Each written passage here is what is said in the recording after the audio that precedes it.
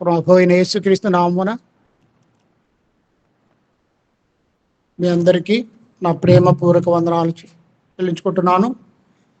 మనం ఆరాధనకి వచ్చాం, ప్రభుని ఆరాధించడానికి వచ్చాం. ప్రియులరా, మనం ఆత్మతో సత్యముతో మన ప్రభువుని ఆరాధించుకోవాల్సిన వాళ్ళము. కొన్ని తలంపులు ఆరాధనకు సహాయకరంగా దయచేసి హెబ్రీ పత్రిక ఒకసారి తీయండి. హెబ్రీ పత్రిక అపోస్తలుడైన పౌలు హెబ్రీలకు రాసిన పత్రిక 2వ అధ్యాయము 14-15 కలిసి ఉన్నాయి. అది చదువుతున్నాను క్లియర్గా. కాబట్టి ఆ పిల్లలు రక్త మాంసములు గలవారైనందున ఆ ప్రకారమే మరణము యొక్క బలము గలవారిని, అనగా అపవాదిని మరణము ద్వారా నశింపజేయుటకును, జీవితకాలమంతయు మరణ భయం చేత దాస్యమునకు లోబడిన వారిని విడిపించుటకు ఆయన కూడా రక్త మాంసములలో పాలివాడాయను. మనం ఎలాంటి వాళ్ళమంటే జీవితకాలమంతయు మరణ భయము చేత దాస్యమునకు లోబడిన, వీఆర్ బికేమ్ స్లేవ్స్. మనము బానిసలమయ్యాం. ఒకప్పుడు ప్రభువు బిడ్డలము, తర్వాత బానిసలమయ్యాం. ఇలాంటి వాళ్ళని విమోచించడానికి ఆయన కూడా, మన ప్రభు అయిన యేసుక్రీస్తు శరీరధారి అయి రక్త మాంసముల్లో పాలివాడనే మాట గుర్తుపెట్టుకోవాలి. ఎందుకు వచ్చాడు అంటే, రక్త మాంసంలో ఎందుకు శరీరధారి అయి వచ్చాడని అంటే, ఇక్కడ మనకు తెలిసిన వాక్య భాగాలే కొన్ని ఇంకోటి చూద్దాం ప్రియులరా. ఫిలిప్పీలకు రాసిన పత్రిక 2వ అధ్యాయం 6, 7, 8 వచనాలు నేను చదువుతున్నాను. ఫిలిప్పీలకు రాసిన పత్రిక 2వ అధ్యాయం 6, 7, 8. ఆయన దేవుని స్వరూపము కలిగిన వాడై ఉండి దేవునితో సమానముగా ఉండుట విడిచిపెట్టకూడని భాగ్యమని ఎంచుకొనలేదు, కానీ మనుషుని పోలికగా పుట్టి దాసుని స్వరూపము ధరించుకొని తన్ను తాను రిక్తునిగా చేసుకొనెను అని రాయబడి ఉంది. ఇంకో మాట నేనే చదువుతున్నాను. పేతురు పత్రిక 2వ అధ్యాయము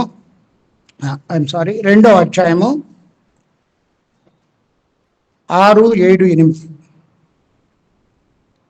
9వ వచనం చూద్దాం. అయితే మీరు చీకటిలో నుండి ఆశ్చర్యకరమైన తన వెలుగులోనికి మిమ్మల్ని పిలిచిన వాని గుణాతిశయములను ప్రచురము చేయ నిమిత్తము ఏర్పరచబడిన వంశముగాను, రాజులైన యాజక సమూహముగాను, పరిశుద్ధ జనముగాను చేసుకుని ఉన్నారు. మనం అయిపోయాం పరిశుద్ధులు. పాపులము పరిశుద్ధులు అయ్యాం. ఎలా అయ్యాము మనందరికీ తెలుసు. ఆయన రక్తము చిందించి సిలువలో, ఆయన సిలువ రక్తంలో మన పాపాలను కడిగాడు, మనల్ని నీతిమంతులుగా చేశాడు, ఆయన రాజ్యవాసులుగా చేశాడు, పైగా రాజులైన యాజక సమూహముగా చేశాడు, పరిశుద్ధమైన జనంగా చేసుకున్నాడు. ఈ ధన్యత మనకి ఆయన ద్వారా కలిగింది ఉచితంగా.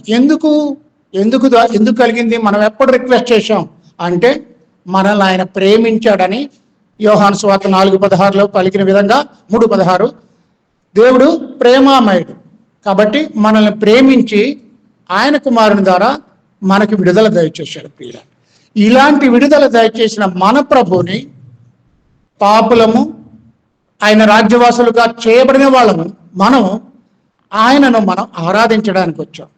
ఆరాధించడానికి వచ్చిన మనం ఏ విధంగా ఆరాధించాలనేది మరొకసారి జ్ఞాపకం చేయాలని ప్రేరేపించబడుతున్నాను ప్రియులరా. దయచేసి ఏమనుకోవద్దు. 4వ అధ్యాయం 23, 24 ఇది యోహాను సువార్త. అదే మాదిరిగా మార్కు సువార్త 7వ అధ్యాయం 6, 7 వచనాలు ఒకసారి జ్ఞాపకం చేయాలని ఆశపడుతున్నాను. ఎందుకంటే మార్కు సువార్త 7వ అధ్యాయం 6, 7 వచనాలు చూడండి ప్రియులరా.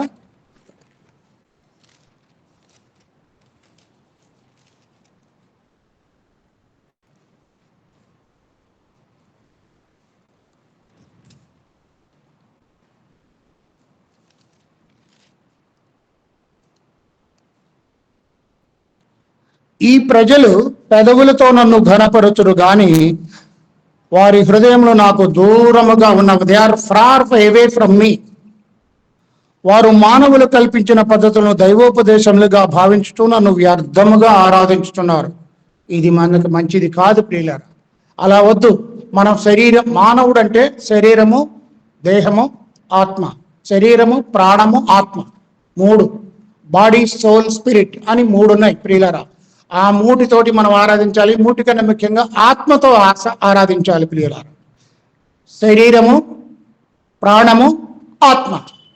ఆత్మతో, దేవుడు ఆత్మ గనుక 3:23, 3:24 యోహాను. దేవుడు ఆత్మ గనుక ప్రియులారా, మనము ఆయన ఆత్మతోనూ సత్యముతోనూ ఆరాధించవలను. 4:24 పలికింది. 23లో ఏమని రాసి ఉన్నదంటే, అయితే సమరస్థితితో మాట్లాడేటప్పుడు, అయితే యథార్థముగా ఆరాధించువారు ఆత్మతోనూ సత్యముతోనూ తండ్రిని ఆరాధించు కాలము వచ్చుతున్నది. అది ఇప్పుడు వచ్చే ఉన్నదని చెప్పడం జరిగింది ప్రియులారా. అది జ్ఞాపకం చేయాలని ఆశపడుతున్నాను. ఎందుకంటే అప్పటి వరకు ఆరాధించేవాళ్ళు ఆదాం మొదలుకొని ఈ రోజు వరకు, యేసు ప్రభు కాలం వరకు ఆత్మతో ఆరాధించేవాళ్ళు ఎవరు లేదు. ఒక్క యేసు ప్రభు మాత్రమే తండ్రిని ఆరాధించాడు. ఆత్మతో కాదు, ఓన్లీ బాడీ. శరీరంతో, బాడీతోటి, ప్రాణంతో ఆరాధిస్తారు. Human body either male or female consists of 3 things: శరీరము, ప్రాణము, ఆత్మ. శరీరంతో పాటలు పాడతాం, యాక్షన్ చేస్తాం. ప్రాణంతో మనం ఏం చేస్తాం? బాడీ. ప్రాణం ఏంటి? పాటలు పాడతాం, ఫీలింగ్స్ చూపిస్తాం, ముఖ కవళికలు చూపిస్తాం. But there is another part of the body, that is human. అది పెంతెకోస్తు దినం తర్వాత మనకు అనుగ్రహించబడింది. ఆత్మతోనూ సత్యముతో మనం ఆరాధించాలి. ఆత్మతో సత్యం అంటే we should be here only, physical as well as మెంటల్గా మనం ఇక్కడే ఉండాలని, ప్రభుతో ఉండాలని ప్రభు ఆశపడతాడు. ఆత్మతో సత్యముతో ఆరాధించే కాలం వచ్చుచున్నదన్నాడు, వచ్చే ఉన్నదన్నాడు. ఇప్పుడు పెంతెకోస్తు దినమున మేడ గదిలో 120 మంది కూడుకున్నప్పుడు స్త్రీలు ఉన్నారు, పురుషులు ఉన్నారు. అందరూ రకరకాల భాషలు మాట్లాడారు. 10 రోజుల దాకా ఏమీ లేదు, వాళ్ళు ప్రార్థన చేస్తూనే ఉన్నారు. బట్ 10వ రోజు తర్వాత వాళ్ళకి ఆత్మ వసూలైపోయారు. రకరకాల భాషలు మాట్లాడటం ఇవన్నీ మనం చూసాం. ఆత్మను అనుగ్రహించాడు హోలీ స్పిరిట్ వచ్చింది. హోలీ స్పిరిట్ తోటే మనం ఆరాధించాలి. అది యథార్థమైన ఆరాధన మనం ఆరాధించాలి. ఆత్మతోనూ సత్యముతో ఆరాధించాలనే మాట మాత్రం మనం జ్ఞాపకం చేయబడుతున్నాం పదే. ఎందుకంటే physically we should be here. Mind ఎక్కడికెక్కడికో పోతా ఉంటుంది. దయచేసి ప్రియులారా అర్థం చేసుకోండి. మనం ఆత్మతో, ఎందుకంటే మన సన్నిధిలో ఉన్నాడు. దీనికి ఒక చిన్న ఉదాహరణ నేను జ్ఞాపకం చేస్తాను ప్రియులారా. శరీరము, ప్రాణము, ఆత్మ అనే దానికి పాత నిబంధనలో ఎవరు తీయాల్సిన పని లేదు. ప్రత్యక్ష గుడారాన్ని, టబర్నాకిల్ని జ్ఞాపకం చేసుకుంటున్నాం. అందులో ఆవరణం ఉంటుంది, పరిశుద్ధ స్థలం ఉంటుంది, అతి పరిశుద్ధ స్థలం ఉంటుంది. 3 ఉంటాయి. ఆవరణము, it is visible to everybody, కనబడతా ఉంటుంది. పరిశుద్ధ స్థలం, అది కూడా కనబడతా ఉంటుంది, అది లోపల ఉంటుంది, తెర లోపల ఉంటుంది, మనలాంటిది, మన ప్రాణం లాంటిది. అతి పరిశుద్ధ స్థలం ఉంటుంది, అక్కడికి ఎవరు ప్రవేశించలేరు అన్లెస్ ప్రధాన యాజకుడు తప్ప ఇంకెవరు అక్కడికి వెళ్ళలేరు. అది సంవత్సరానికి ఒకసారి అక్కడ ప్రభు సన్నిధి ఉంటుంది. అత్యంత పరిశుద్ధమైన ఆ యొక్క అతి పరిశుద్ధ స్థలము ప్రభు శిలువ మరణంతో చించివేయబడింది. మానవులకి, మనందరికీ అతి పరిశుద్ధ స్థలానికి వెళ్ళేదానికి ప్రభు అవకాశం ఇచ్చాడు. అలాంటి అతి పరిశుద్ధ స్థలంలో మనం ఉన్నాం. అంటే మన ఎదుట మన ప్రభు ఉన్నాడు, ఆయన సన్నిధి మనతో ఉన్నది. మనం ఆత్మతో సత్యంతో ప్రభువును ఆరాధించాలని మనం జ్ఞాపకం చేసుకోబడుతున్నాం. ఎందుకంటే ప్రియులారా, మనందరికీ తెలుసు ఆయన శిలువ శ్రమలు తెలుసు. లూకాసువార్త 23:34 తండ్రి వీరేం చేయుచున్నారో, ఎన్నో కొరడా దెబ్బలు తిన్నారు, రక్తం అంతా కార్చారు, వీపంతా నాగటి చాళ్ళ వల్ల దున్నబడింది. ఆయన శిలువ శ్రమలను మనం జ్ఞాపకం చేసుకో భద్రమైనాం. రక్తము చిందించాడు, రక్తం అంతా ధారపోశాడు, రక్తాన్ని చెమట రక్త బిందువులుగా మారింది. ఆ పరిస్థితి దాకా మన ప్రభు మన కోసం ఆయన రక్తాన్ని ధారపోశాడు. ఆ రక్తం మనల్ని కడిగాడు. అది అంత మాత్రమే కాకుండా శిలువపై పలికిన 7 మాటల్లో కొన్ని మాటలన్నా 1-2 మాటలైనా మనం గుర్తు చేసుకుందాం.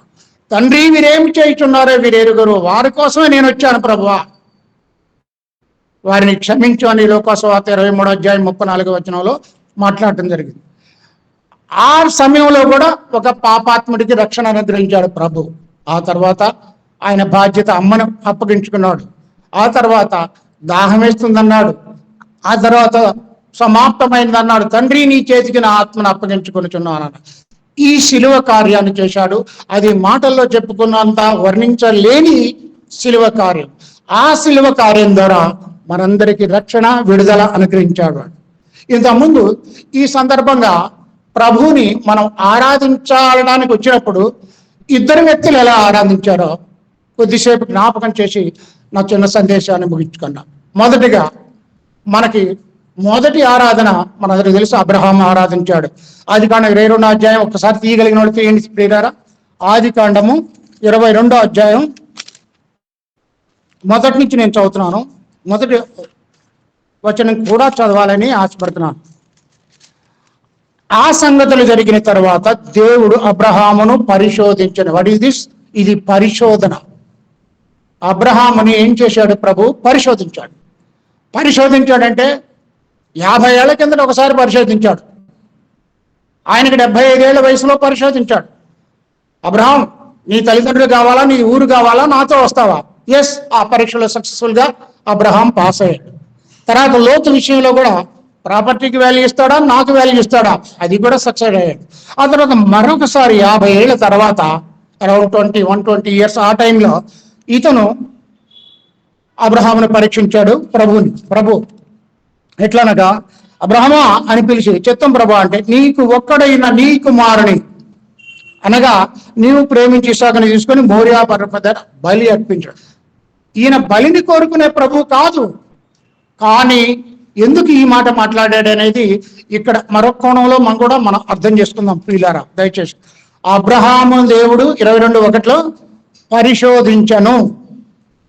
పరిశోధించాడు. అయితే నీ కుమారుని తీసుకెళ్ళి నాకు అప్పచెప్పు, నాకు బలిగా ఇవ్వన్నాడు. For which he has given 3 days time. 3 రోజులు సమయం వచ్చాడు. ఇమ్మీడియట్గా ఆవేశంలో పడి నేను ప్రభు అడిగాడు ఇచ్చేస్తానని ఎమోషనల్గా చేస్తాడేమో అని అనుకున్నాడు. He has given 3 days time. అబ్రహాంకి 3 రోజులు. 3 రోజుల ప్రయాణం తర్వాత 4-5 వచనాలు చూస్తున్నాను ప్రియులారా. తెల్లవారినప్పుడు అబ్రహాం లేచి తన గంటలు కట్టాడు. 3వ నాడు అబ్రహాము కన్నులెత్తి దూరం నుండి ఆ చోటును చూచి తన పనివారితో, మీరు గాడితో అక్కడికి వెళ్ళుడి, మీరు ఈ గాడిదతో ఇక్కడనే ఉండుడి, నేనును ఈ చిన్నవాడను అక్కడికి వెళ్ళి దేవునికి మ్రొక్కి. ఇంగ్లీష్ వెర్షన్లో worship. First time worship was mention over here. ఇది వర్షిప్, ఆరాధన చేసి వస్తా ఉన్నాం. అప్పుడు ఏం జరిగిందో మనందరికీ తెలుసు ప్రియులారా. అబ్రహాముని ఏం చేశాడు దేవుడు? పరిశోధించాడు. అందుకని అన్నాడు, అబ్రహాము నా స్నేహితుడు అన్నాడు. అదేవిధంగా యాకోబు, యేసుక్రీస్తు హాఫ్ బ్రదర్, కూడా ఒక మాట అన్నాడు. యాకోబు పత్రికలో 2వ అధ్యాయం 21 వచ్చాం.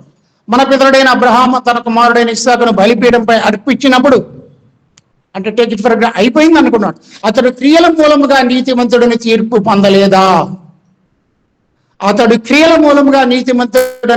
పొందలేదా? విశ్వాసము అతని క్రియలతో కూడి కార్యసిద్ధి కలుగు చేసినది యాకోబు రాశాడు. 2వ అధ్యాయం 23, 24, 25, 26 రాశాడు. మన ప్రభువు అత్యంత ఆశ్చర్యకరుడు అని ఊరక మాట వరుసగా అనుకుంటే కుదరదు. ఎందుకు ఆశ్చర్యకరుడు చూడండి. దాని తర్వాతే యాకోబు పత్రిక 2వ అధ్యాయం 21 నుంచి 26 వచనాల వరకు చదివితే మొదట అబ్రహామును చూపించాడు. దాని వెంటనే రాహాబని వేశ్యను కూడా, అటువలే రాహాబను వేశ్య కూడా దూతలను చేర్చుకొని వారిని వేరొక మార్గంలో వెలిపిలికి పంపించినప్పుడు క్రియల మూలముగా నీతిమంతుడని తీర్పు పొందలేదా? ప్రాణము లేని శరీరం ఎలాగో మృతము, క్రియలు లేని విశ్వాసం కూడా అలాగునే మృతము అని యాకోబు, యేసు ప్రభు చనిపోయే వరకు యాకోబు దేవుని ఒప్పుకోలే. ఆ యాకోబు రాసే మాటలు, హాఫ్ బ్రదర్ రాసే మాటలు. అంటే వీళ్ళిద్దరూ కూడా మత్తయి సువార్త 1వ అధ్యాయం 1 నుంచి 14 వచనాల వరకు యేసుక్రీస్తు వంశావళిలో ఉన్నవారు ప్రియులారు. కాబట్టి ఇది అబ్రహాము ఆరాధన. మనం ఎవరిని ఆరాధిస్తున్నాం? మనం బాప్తిసం తీసుకున్న మొదటి సమయాల్లో మొదట్లో మనం ఎలా ఉన్నాము, మన ఆలోచనలు, తలంపులు, క్రియలు ఎలా ఉన్నాయి?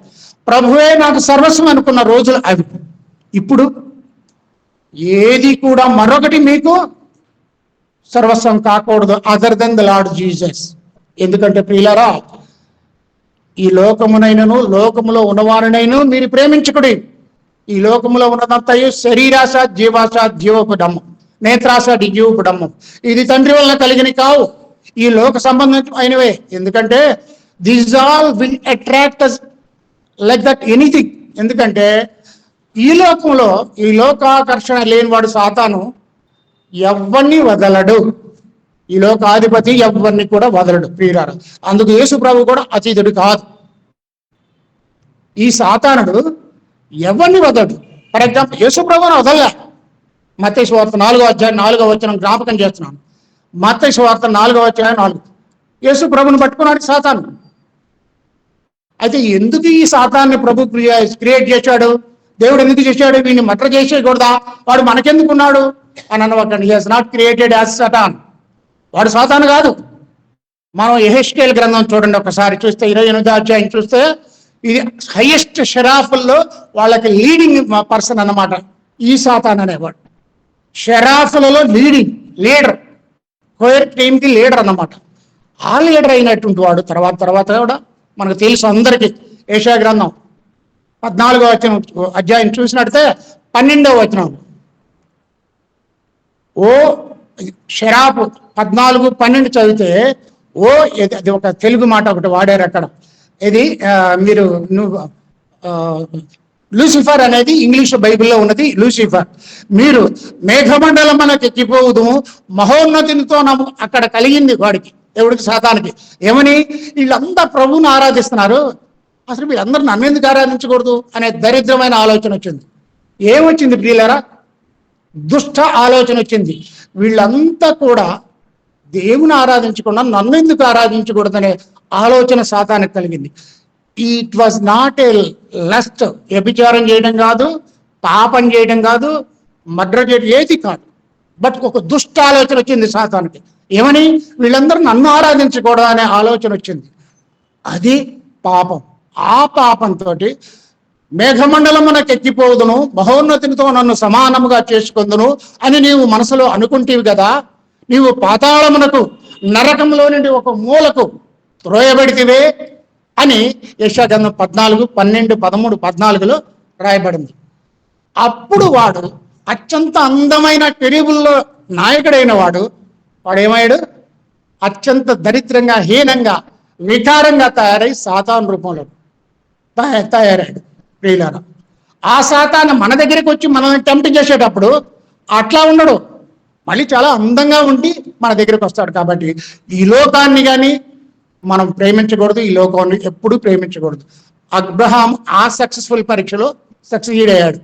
అబ్రహాము దేవుని నమ్మెను, అది అతని నీతిగా ఎంచబడను. కాబట్టి అబ్రహాము లాగా మనం you are first to me my lord అనాలి.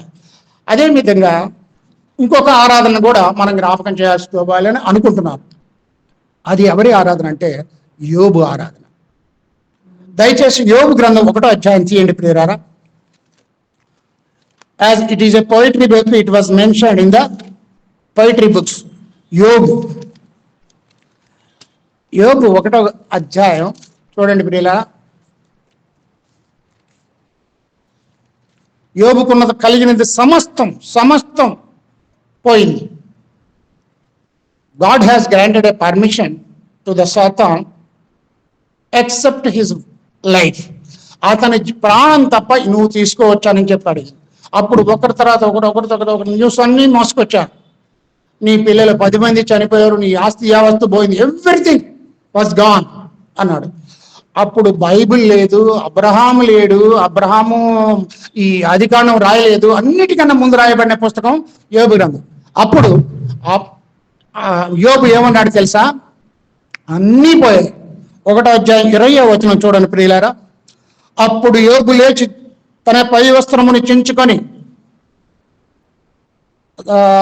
తల వెంట్రుకలు గొరిగించుకొని నేలపై సాష్టాంగపడి నమస్కరించి ఇట్లా నేను నా తల్లి గర్భం నుండి దిగంబరిగా వచ్చి తిని దిగంబరిగా తిరిగి అక్కడికి వెళ్ళిదను. యెహోవా ఇచ్చెను, యెహోవా తీసుకొని పోయెను, యెహోవా నామమునకు స్తుతి కలుగునుగాక అని ఆయన తల భూమికి ఆనించాడు. ప్రియులరా, ఈస్టర్న్ కల్చర్లో భూమికి ఆనించడం అంటే సాగిలపడి నమస్కారం చేయడం, అదంటే ఆరాధన. అప్పుడు కొత్త నిబంధన లేదు, పరిశుద్ధాత్మ లేదు, ఏది లేదు. బట్ యోబు ప్రభువును ఆరాధించాడు.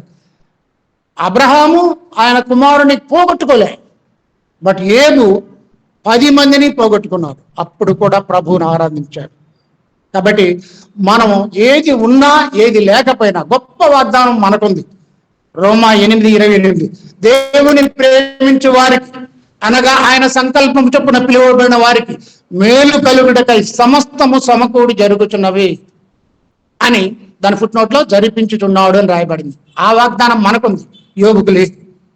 కాబట్టి ప్రియులరా, అబ్రహాం ఆరాధనలాగా యోబు ఆరాధనలాగా మన ఆరాధన సమస్తం మనకి ఉన్నా లేకపోయినా ఉన్న సమస్తాన్ని. అందుకనే పౌలు బాటలో ఆశ్చర్యకరమైన గొప్ప మాటలు అంటాడు. పౌలు విషయం ఒక్క మాట చెప్పి నేను ముగిస్తాను. పౌలు ఇన్ని హింసలైతే సంఘాన్ని పెట్టాడో, స్టెఫన్ ఎట్లయితే ఈడ్చి చచ్చిపోయాడనే నిర్ధారణ తెలియక వదిలేశాడో, ఇతను ఎన్నోసార్లు ఈడ్చాడు పౌలు. అయినా కూడా ఒక్క మాట అంటారు, నేనే స్థితిలో ఉన్నాను ఆ స్థితిలో సంతోషింప నేర్చుకుని ఉన్నాను.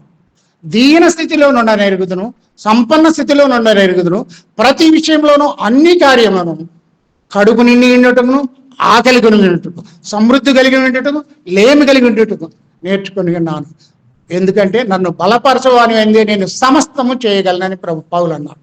ఆయన ఒక మాట అన్నాడు, మంచి పోరాటము పోరాడి తిని నా పరుగు కడమట్టించి తిని విశ్వాసము కాపాడుకుంటుంది, ఇక మీదట నా కొరకు నీతి కిరీటం ఉంచబడిందని పలికాడు. అలాంటి శ్రేష్టమైన విజయ జీవితం మన పరిశుద్ధులందరికీ కావాలని కోరుకుంటూ ప్రభు నామాన్ని మహింపరుచుకుందాం. ఆరాధనలో మనం ఆయన సన్నిధిలో ఆరాధించుకుందాం. దేవుడి మాటలు దీవించునుగాక.